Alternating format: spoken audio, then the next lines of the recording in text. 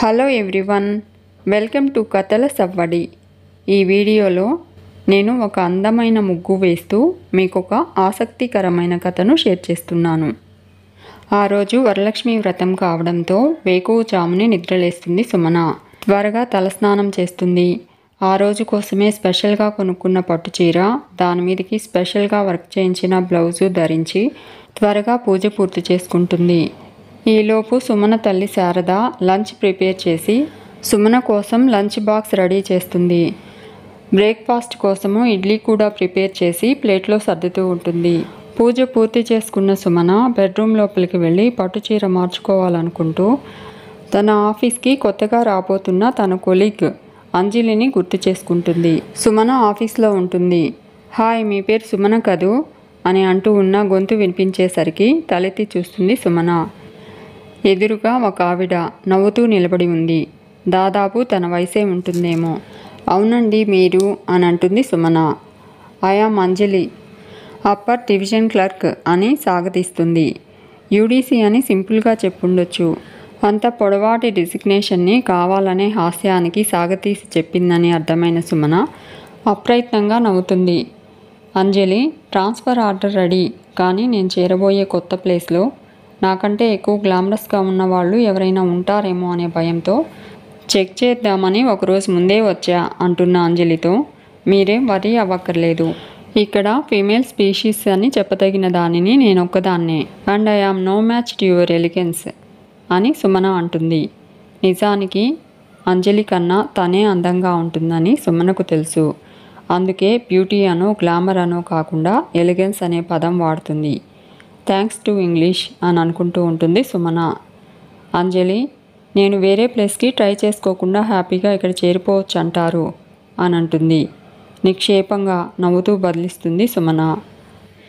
అంజలి, పాత ఆఫీస్లో నిన్ననే రిలీవ్ అయ్యాను. ఈరోజే ఇక్కడ జాయిన్ అవ్వచ్చు. కానీ ఒకరోజు ట్రావెలింగ్ డే వాడుకునే అవకాశం ఉంటే ఎందుకు వదులుకోవాలి? పైగా రేపు వరలక్ష్మి వ్రతం కదా, మంచిదని అని అంటుంది అంజలి. సుమన గుడ్ ఐడియా అంటుంది. అయినా ఇక్కడ పెద్దగా వర్క్ కూడా ఏమీ లేదు. బడ్జెట్ లేని డిపార్ట్మెంట్, పని లేని స్టాఫ్, ఎప్పుడొచ్చినా అడిగేవాళ్ళు ఉండరు అని అంటుంది. అంజలి వినడానికే ఎంతో హాయిగా ఉంది అని అంటుంది. అవును, రేపు స్పెషల్ ఏంటి? పట్టుచీరలు నగలతో అమ్మవారిలా అలంకరించుకుని రావాలా అంటూ మీ ప్లాన్స్ ఏంటి అని అడుగుతుంది అంజలి.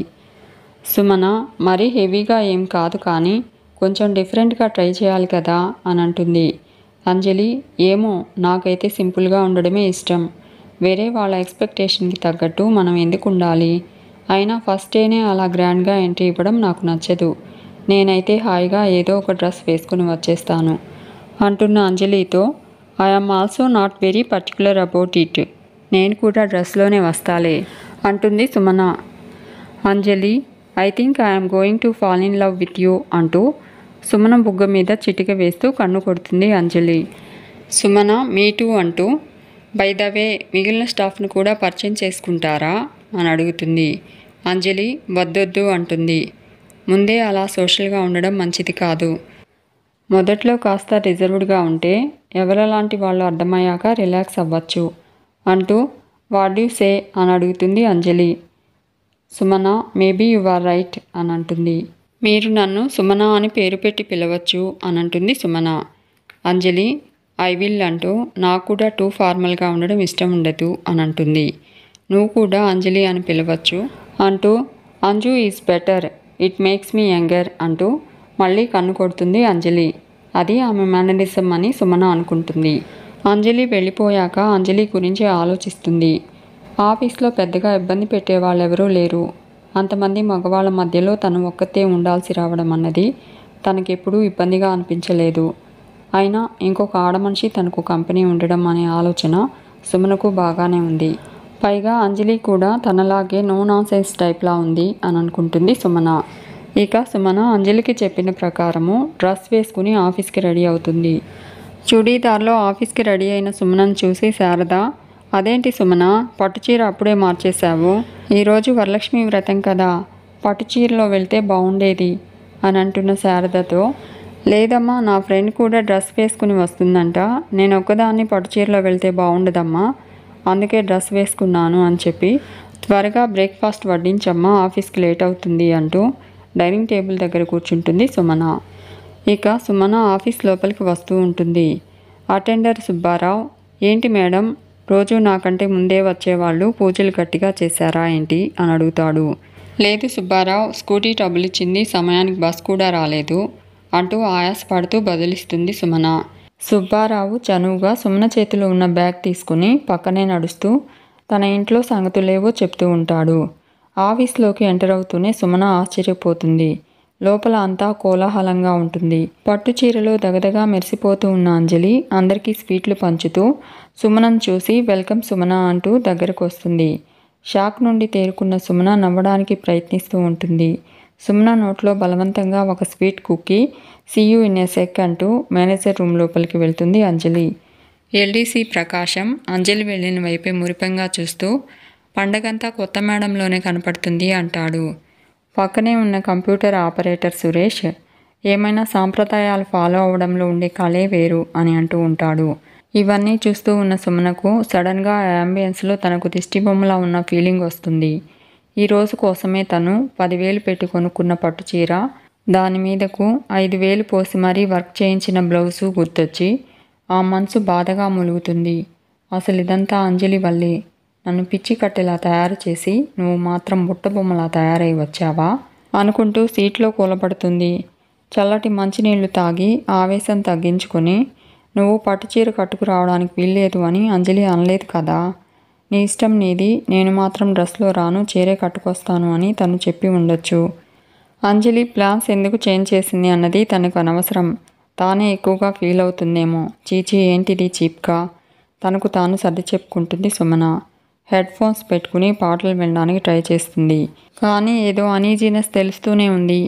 అంజలి వచ్చి ఎక్స్ప్లెనేషన్ ఇస్తే కానీ మనసు కుదుట పడేట్లేదు. గంట తర్వాత మేనేజర్ రూమ్లో నుంచి బయటకు వస్తుంది అంజలి. మిగిలిన స్వీట్లు తన టేబుల్ మీద పెట్టి కుర్చీని సుమనకు దగ్గరగా లాక్కుంటూ, ఛాయాదేవి గారు చేసిన పని నాకేం నచ్చలేదు. ఈ విషయంలో ఆవిడతే తప్పు అని నా ఫీలింగ్ అని అంటుంది అంజలి. అసలు ఛాయాదేవి ఎవరు, ఆవిడ ఏం పని చేసింది, ఆవిడ అంజలికి ఎందుకు నచ్చలేదు అని అడుగుతుంది సుమన. అంజలి సుమనతో, అదేంటి అలా తెలియనట్టు మాట్లాడుతున్నావు, మన మేనేజర్ గారి భార్య ఛాయాదేవి. చిన్నప్పటి ఫ్రెండ్స్తో కలిసి పెట్టుకున్న వాట్సాప్ గ్రూప్లో ఆయన చాటింగ్ చేస్తున్నాడని తెలిసి గొడవ పెట్టుకుని వెళ్ళిపోయిందంట కదా. చైల్డ్హుడ్ ఫ్రెండ్స్ విషయంలో మేల్ ఏంటి ఫీమేల్ ఏంటి, అలా సస్పెక్ట్ చేయడం తప్పు కదా అని అంజలి అంటుంది. ఒకసారిగా అంత ఇన్ఫర్మేషన్ని ప్రాసెస్ చేయడానికి సుమన బ్రెయిన్ సిద్ధంగా లేదు. అవును అని నీరసంగా బదులిస్తుంది సుమన. అవును అని చిన్నగా అంటావేంటి, ఈ రోజుల్లో కూడా అలాంటి నేరో మైండెడ్ ఫెలోస్ ఉన్నారు అంటే అన్బిలీవబుల్. అయిన దానికి కాని దానికి లేడీస్ అలా అనుమానించడం వల్లే జెంట్స్ ఎక్స్ట్రా మ్యారిటల్ రిలేషన్స్ వైపు అట్రాక్ట్ అవుతారు అని కోపంగా అంటూ ఉంటుంది అంజలి. సుమన, మన మేనేజర్ గారు అలా ఎవరికైనా ఆల్రెడీ అట్రాక్ట్ అయ్యారటనా అని గబాల్న అనేసి నాలుగు ఖర్చుకుంటుంది సుమన. సుమన మాటల్లో ఉన్న వెటకారం గమనించే స్థితిలో లేదు అంజలి. ఏమో మరి, అవన్నీ మనకెందుకు అంటుంది. ఎదుటి వాళ్ళ పర్సనల్ మ్యాటర్స్ తెలుసుకోవాలన్న క్యూరియాసిటీ నాకుండదు అని అంజలి అంటూ ఉంటే, క్యూరియాసిటీ లేకుండానే ఇంత సమాచారం సేకరించావా అని సుమనకు అడగాలనిపిస్తుంది. కానీ అది కష్టం మీద తమాయించుకుంటుంది సుమన. అంజలి సుమనతో, ముందు డ్రెస్సే వేసుకొద్దామనుకున్నాను, కానీ సాయంత్రం ఒక ఫంక్షన్కి వెళ్ళాలి, మళ్ళీ ఇంటికి రావడం దేనికి, డైరెక్ట్గా వెళ్ళిపోవచ్చు కదా అని చీర కట్టుకున్నాను అని చెప్పి నువ్వేమీ ఫీల్ అవ్వలేదు కదా అని అడుగుతుంది అంజలి. సుమన, చాచా అదేం లేదు, డ్రెస్ కోడ్ గురించి మనం మాట్లాడుకున్న విషయం నాకు అసలు గుర్తే లేదు, నువ్వు చెప్పినా చెప్పకపోయినా నేను ఇలాగే వచ్చేదాన్ని అని అబద్ధం చెప్తుంది సుమన. అంజలి, థ్యాంక్ గాడ్, ఇందాకటి నుంచి గిల్టీనెస్తో చచ్చిపోతున్నా. ఫంక్షను లేదు, నా బొందా లేదు. పొద్దున స్నానం చేసి బీరువా ఓపెన్ చేస్తే ఎదురుగా కొత్త చీర కనిపించింది. బుజ్జిముండా ఎంత ముద్దొచ్చిందో, టెంప్ట్ అయిపోయాను. నీకు కాల్ చేసి చెప్తామనుకున్నానులే, కానీ అప్పటికప్పుడు నీకు చీర రెడీగా ఉండాలి కదా, అందుకే లైట్ తీసుకున్నాను, నువ్వేమీ అనుకోవని నాకు తెలుసు అని అంజలి అంటూ ఉంటే, కంపెనీ దొరుకుతుందని నిన్న సాయంత్రం మురిసిపోయింది ఈ మనిషిని చూసేనా అని అనుకుంటుంది సుమన. ఇక కంప్యూటర్ ఆపరేటర్ సురేష్, మేడం రేపు లంచ్ కాస్త లైట్గా తెచ్చుకోండి, నేను టీ స్నాక్స్ తెప్పిస్తాను, పొట్ట ఖాళీగా లేదు, తినలేమంటే కుదరదు అని సుమనతో అంటూ ఉంటాడు. సుమన అలాగే అని చెప్పి ఏంటి అకేషన్ అని అడుగుతుంది. మా అబ్బాయి పుట్టినరోజు మేడం అంటాడు సురేష్. అంజలి టీ స్నాక్స్తో సరిపెట్టడం ఏంటోయ్, గట్టిగా లంచ్ అరేంజ్ చేయాలి కానీ అని డిమాండ్ చేస్తుంది. వచ్చే నెల గృహప్రవేశం ఉంది కదా మేడం, అప్పుడు పార్టీ గ్రాండ్గా ఇస్తాను అని అంటాడు సురేష్. ముహూర్తం పెట్టేటప్పుడు ముందు నా చెవిలో ఒక మాట ఇయ్యి, సెకండ్ వీక్లో నాకు డేట్ వచ్చే టైము, అప్పుడు రావడం కుదరదు అంటుంది అంజలి. సురేష్ భలేవారే మేడం, మీరు రాకపోతే ఎలా, మీకు డేట్ ఎప్పుడొస్తుందో కరెక్ట్గా చెప్పండి, దాన్ని బట్టే ప్లాన్ చేద్దాం అని అంటాడు సురేష్. అతగాడు గృహప్రవేశం పెట్టుకోవాలి అంటే వాళ్ళ ఆవిడకు డేట్ వచ్చే టైం కదా చూసుకోవాల్సింది. అంజలి ఎందుకు మధ్యలో దూరడం? సుమనకు అంతా అయోమయంగా ఉంటుంది. మరీ ఖచ్చితంగా అంటే ఇప్పుడే చెప్పలేను, నా పీరియడ్స్ రెగ్యులర్గా ఉండవు, 4 రోజులు అటు ఇటు జరుగుతూ ఉంటాయి అని అంటున్న అంజలితో అయ్యో అవునా మేడం అంటాడు సురేష్.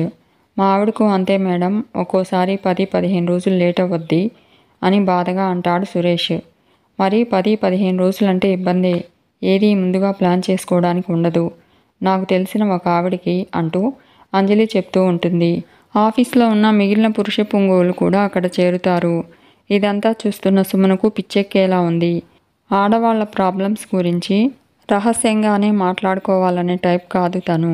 కానీ పనిగట్టుకుని చర్చను సాగతీయడం దేనికో ఆమెకు తెలియడం లేదు. ఇప్పుడు తన డేట్స్ కూడా అనౌన్స్ చేస్తే కానీ సురేష్ గృహప్రవేశం చేసేలా లేడు. తన డేట్స్ మాత్రమే సరిపోతాయా? ఫ్యామిలీలతో రావాలనుకునే ప్రకాశం, సుబ్బారావు కూడా వారి వారి భార్యల డేట్స్ చెప్పాలా? ఈ డేటింగ్ ప్రాసనం ఇంకా ఎంతసేపు సాగేదో కానీ లక్కీగా మేనేజర్ రావడంతో అంతా ఎవరి సీట్లలో వాళ్ళు ఆసీనులయ్యారు. పెద్దయ్య గారిని అనుసరిస్తూ ఆయన క్యాబిన్లోకి వెళ్ళింది అంజలి.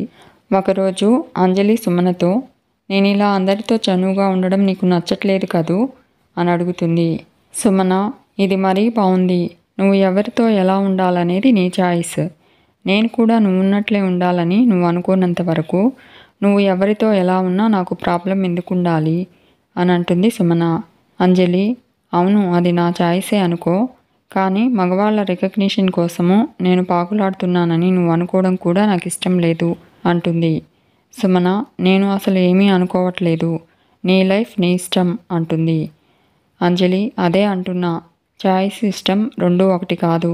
నిజానికి మన ఆఫీస్లో ఉండే వాళ్ళంతా బోరింగ్ వెదవలే, ఎవరికీ కాస్తంత కల్చర్ కూడా ఏడవలేదు. కానీ వాళ్ళతో మంచిగా ఉంటే చాలా పనులు తేలిగ్గా అయిపోతాయి. అందుకే అన్నీ వాళ్ళతో షేర్ చేసుకోవాలనే ఆరాటం ఉన్నట్లు కనిపిస్తా. నేను ఇక్కడి నుంచి వెళ్ళిపోతే మళ్ళీ జన్మలో వీళ్ళ మొహం కూడా చూడను అని అంటుంది అంజలి. సుమన నాకు అసలు దీని మీద కామెంట్ చేయడం ఇష్టం లేదు, కానీ వాళ్ళు మనకు చేసి పెట్టాల్సిన పనులు ఏముంటాయి, చేయడానికి ఏం పనులున్నాయి ఇక్కడ అని అడుగుతుంది. అంజలి పని అంటే ఆఫీస్ పనేం కాదు, బైక్ రిపేర్ చేయించడం లాంటివి ఉంటాయి కదా, అందరితో మంచిగా నవ్వుతూ ఉంటే వాళ్ళతో పనులు చేయించుకోవడం తప్పేం కాదు, అలా ఉండడం ఒక ఇంపార్టెంట్ లైఫ్ స్కిల్ అంటుంది అంజలి. సుమన మంచిగా నవ్వుతూ ఉండడం వరకు ఓకే, కానీ మన సొంత పనులు వాళ్ళతో చేయించుకోవడం కరెక్ట్ కాదేమో అంటుంది. వాళ్ళు కూడా మన నుంచి అదే ఆశిస్తారు కదా, అప్పుడైనా వాళ్ళ కోసం టైం స్పేర్ చేయాలి కదా మనం, ఎవరి పనులు వాళ్ళు చేసుకుంటే ఏ బాధ ఉండదు కదా అని అమాయకంగా అంటుంది సుమన. మగవాళ్ళు ఆడవాళ్లకు పనులు చేసి పెట్టొచ్చు, కానీ ఆడవాళ్ళు మగవాళ్లకు పనులు చేసి పెట్టాల్సిన అవసరం లేదు అని అంటూ కన్నుగీటితో అది రూలు అంటుంది అంజలి. సుమన అలా అనుకోవడం మనకు సెల్ఫ్ రెస్పెక్ట్ లేనట్టు కాదా అని అడుగుతుంది. అంజలి రెస్పెక్ట్ లేదు, వంకాయ లేదు, ఆడదైతే చాలు పురుగుల్ని కూడా వదలకుండా ఆశగా చూస్తూ ఉంటారు ఈ మగవాళ్ళు. వాళ్ళ మొహాలకు మనలాంటి బ్యూటిఫుల్ లేడీస్తో ఇంత క్లోజ్గా మూవ్ అవ్వడమే గొప్ప అంటూ తీసిపారేస్తుంది అంజలి.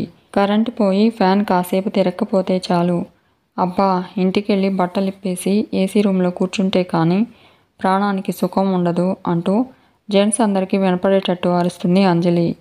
డ్రెస్ చేంజ్ చేసుకోవడం అను, నైటీ వేసుకోవడం అను అనొచ్చు కదా, బట్టలిప్పేసి కూర్చోవడం ఏంటి అసహ్యంగా అని అనుకుంటూ ఉంటుంది సుమన.